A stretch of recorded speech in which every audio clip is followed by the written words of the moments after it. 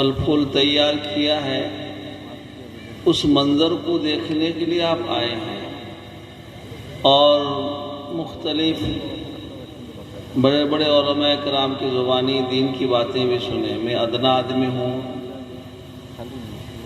اللہ تعالیٰ اپنے فضل سے جو بھی خدمات ہو رہے ہیں قبول کر لیں تو ذہی عز و شرف۔ ہمارے درمیان میں ایک بزرگ اور بڑے خاندان نے نسبت رکھے ہوئے جو اس علاقے میں شاید پہلے اس طرح کے بابرکت اور مکرم علماء کی تشریف آوری نہ ہوئی ہو۔ آپ دیکھیں گے مشہور ہے مقولہ کہ اللہ والوں کی شان ایسی ہوتی ہے، ان کو دیکھنے سے اللہ یاد آتے ہیں، اور عالم کے چہرے کو دیکھنا یہ بھی عبادت ہے، مصافحہ ملانا بھی عبادت ہے، محبت کے ساتھ عقیدت کے ساتھ دیکھنا۔ ہم دیکھیں گے تو اس کا نفع ہم کو ملے گا۔ اللہ کے نبی ہمارے آقا محمد مصطفیٰ صلی اللہ علیہ وسلم کا فرمان ہے کہ تم عالم بن جاؤ یا متعلم بن جاؤ، عالم بننا سب کے بس کی بات نہیں ہے، وقت لگانا پڑتا ہے، محنتیں کرنی پڑتی ہیں، باقاعدہ کسی نہ کسی مدرسے میں داخلہ لے کر جو مجوزہ نصاب ہے اس کو پڑھنا پڑتا ہے، پھر جا کر اصطلاحی عالم اور فاضل لوگ بنتے ہیں، تیار ہوتے ہیں، برسوں لگاتے ہیں، بڑی محنتیں کرتے ہیں۔ قرآن پاک چونکہ عربی زبان میں ہے، جو ہدایت نامہ ہے پوری دنیا کے انسانوں کے لیے، اور احادیث شریفہ جو قرآن پاک کی تشریح ہے، تفسیر ہے، وہ بھی زبان عربی میں ہے۔ عربی زبان اپنے اندر بہت لطافت لیے ہوئے ہے۔ اس کو سمجھنے کے لیے ہم عجمی لوگوں کے لیے کچھ قواعد، کچھ گرامر پہلے پڑھنی پڑتی ہے کہ اس کا کیا معنی ہے، اس پر زبر کیوں آیا، اس پہ زیر کیوں آیا، باقاعدہ اس لغات اور اس کے سلسلے میں کیا تھا، کیا ہوا، صرف، نو، بہت سارے قواعد گرامر۔ ہم سمجھتے ہیں عربی مدرسوں میں کچھ کام نہیں ہوتا ہے، ویسے اسکول سے زیادہ محنت کرنی پڑتی ہے۔ عربی مدرسے کے ابتدائی بچے جیسی محنت کرتے ہیں کتابوں کے یاد کرنے میں، پڑھنے میں، اگر اسکول کے بچے ایسی محنت کریں تو اول نمبر آئیں گے اسکول میں۔ بہت محنت کرتے ہیں، زبانی قواعد و گرامر یاد کرتے ہیں۔ یہاں کوئی ایسا نہیں ہے کہ یس نو لکھ کے چلے جاؤ، یا ایسا نہیں ہے کہ نقل کر کے کامیاب ہو جاؤ۔ جب تک ان قواعد کو نہیں سمجھیں گے عربی زبان ہی سمجھ میں نہیں آئے گی۔ عربی زبان نہیں سمجھیں گے تو قرآن اور حدیث کو کیسے ہم سمجھیں گے؟ اسی لیے اللہ تعالیٰ نے عام اعلان کر دیا کہ سب لوگ تو تم عالم بن نہیں سکتے، لیکن عالموں کی بات کو غور سے سن سکتے ہو۔ آقا محمد مصطفیٰ صلی اللہ علیہ وسلم نے فرمایا مستمعان، اللہ نے کہا کہ تم نہیں جانتے ہو تو عالموں سے پوچھ کر معلوم کرو کس قرآن پاک کی اس آیت کا کیا معنی مطلب ہے۔ ہم کیا کرتے ہیں، نہ موبائل میں تلاش کرتے ہیں، نیٹ سے اس کا معنی نکال لیتے ہیں، ہمیں پتہ نہیں کہ اس میں کس نے چھوڑا ہے ترجمہ، کوئی یہودی چھوڑا ہے، نصرانی چھوڑا ہے۔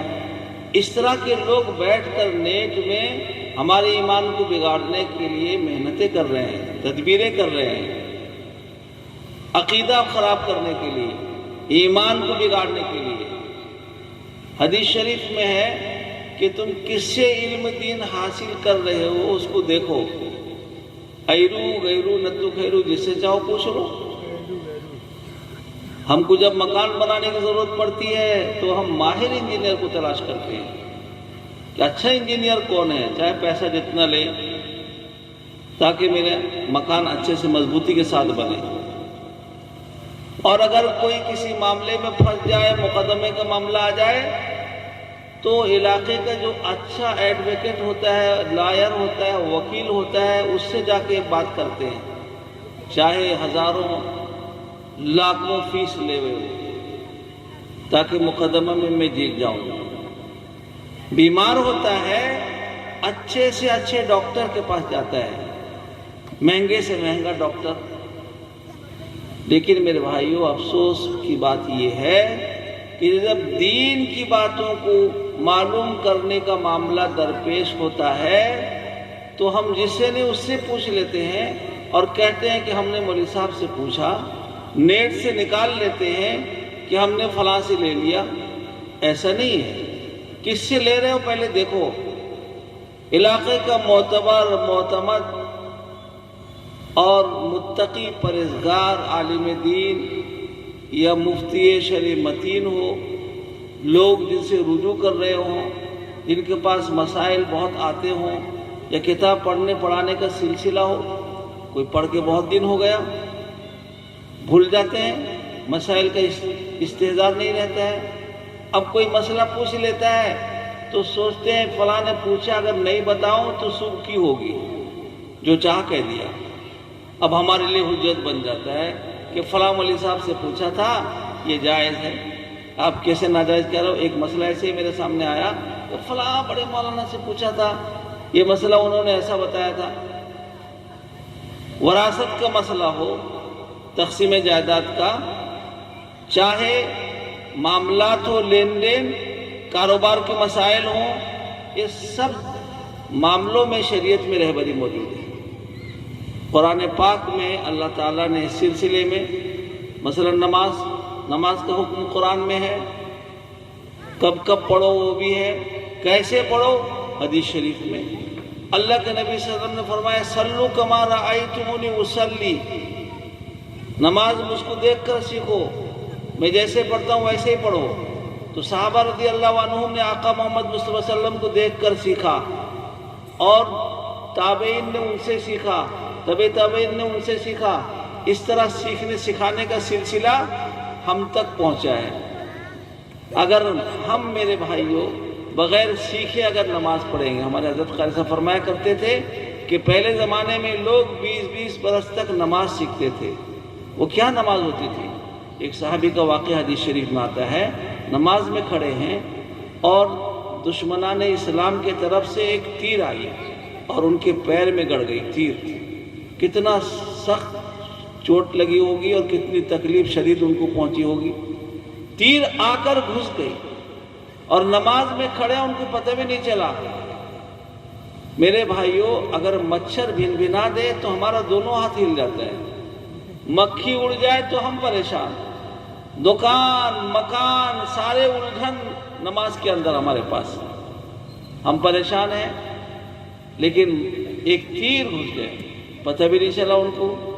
جب نماز سے فارغ ہوئے، تکلیف محسوس ہوئی، ساتھیوں نے بھی فکر کیا کیسے نکالا جائے۔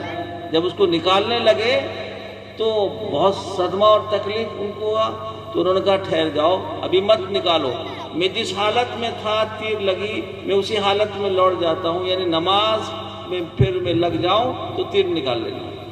نماز سیکھو۔ نماز میں کھڑے ہو گئے، ساتھیوں نے تیر نکال دیا کھینچ کر، ان کو پتہ بھی نہیں چلا کیسی نماز تھی۔ اللہ اکبر! نماز بھی سیکھنے کی چیز ہے۔ نماز اللہ کو وہی پسند ہے جو آقا محمد مصطفیٰ صلی اللہ علیہ وسلم کے طریقے کے مطابق ہو۔ ہمیں بھی سیکھنا پڑے گا کہ نماز میں کیسے کھڑے ہونا چاہیے، یہ بھی سیکھنا پڑے گا کہ رکوع میں کیسے جانی چاہیے۔ رکوع کے اندر حدیث شریف میں آتا ہے کہ سر اور سرین برابر ہو۔ اوپر اگر ایک کٹورے میں پانی بھر کے رکھ دو تو پانی نہ ادھر جائے نہ ادھر جائے۔ سیکھنا ہوگا نماز، سجدہ سیکھنا ہوگا۔ اس کے اندر قرآن پاک کی تلاوت کی جاتی ہے، اللہ کا کلام، جس کی نسبت پر یہ جلسہ منعقد ہوا ہے۔ دو حافظ قرآن تیار ہوئے ہیں، یہ معصوم بچوں سے قرآن سنو کیسے پڑھتے ہیں، اللہ اکبر، اللہ بھی خوش ہو جاتے ہیں سن کر، اور ہم جب پڑھتے ہیں خود قرآن ہم پر لعنت کرتا ہے۔ کیوں؟ ہم اس کو چبا چبا کے بگاڑ کے پڑھتے ہیں۔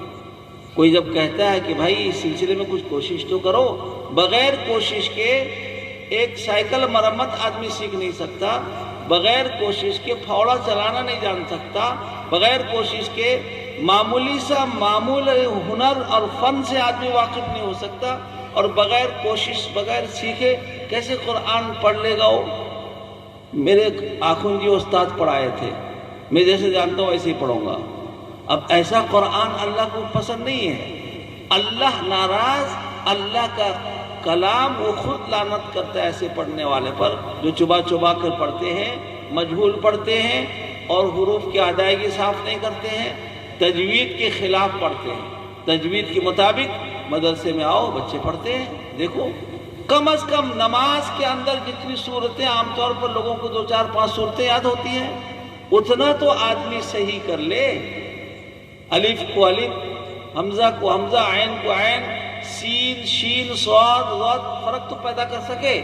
عربی زبان اپنے اندر بہت لطافت رکھتی ہے۔ سین کے جگہ میں شین پڑھ دے، جس کو چھوٹی سین بڑی شین کہتے ہیں، تو معنی بدل جاتا ہے، زمین سے آسمان ہو جاتا ہے۔ زبر کے جگہ میں پیش پڑھ دے تو معنی بدل جاتا ہے۔ عین کے جگہ میں حمزہ پڑھ دے تو معنی بدل جاتا ہے۔ بڑی لطافت ہے قرآن پاک کے اندر، اور اس کو ہم بغیر سمجھے ہم پڑھتے ہیں، اور اس کے فضائل علماء کرام ہمارے سامنے بیان کرتے ہیں، لیکن ہم سیکھنے کا وقت نہیں نکال پاتے ہیں۔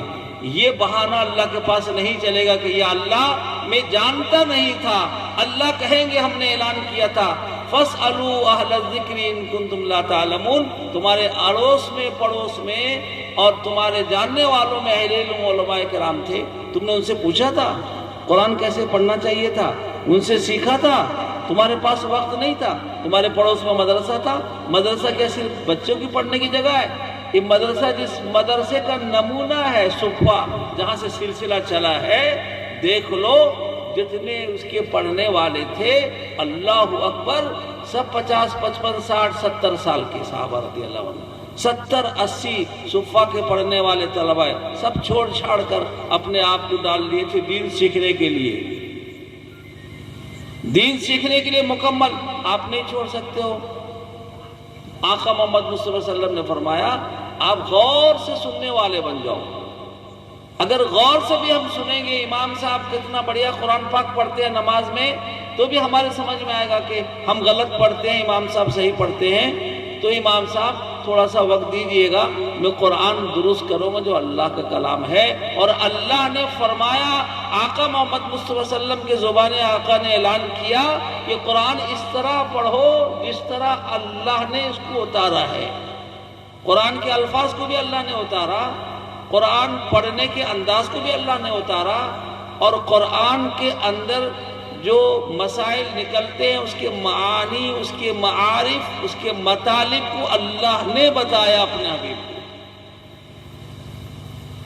اللہ خود اپنے حبیب کے شان میں فرماتے ہیں وَمَا يَنْطِقُ عَنِ الْهَوَىٰ إِنْ هُوَ إِلَّا وَحْيٌ يُوحَىٰ، اپنے طرف سے ہمارے نبی کوئی کلام کوئی بات نہیں کرتے، جو ہم ان تک بات پہنچاتے ہیں، جس آیت کا جو ترجمہ جو مطلب بتاتے ہیں وہی وہ بتاتے ہیں۔ میرے محترم بھائیوں، دینی مدارس کی اہمیت کو سمجھیں۔ دینی مدارس میں ہر ایک کی ضرورت پوری ہونے کی جگہ ہے یہ۔